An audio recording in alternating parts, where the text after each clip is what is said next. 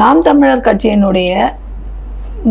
கட்சியை சேர்ந்தவங்க தொடர்ந்து தாக்கப்படுறாங்க. காரைக்குடியில் நியூஸ் தமிழ் தொலைக்காட்சி நடத்தின பொது நிகழ்ச்சியில் இடும்பாவனம் கார்த்தி அவர்கள் திமுக காரங்களால் தாக்கப்பட்டிருக்கிறார்.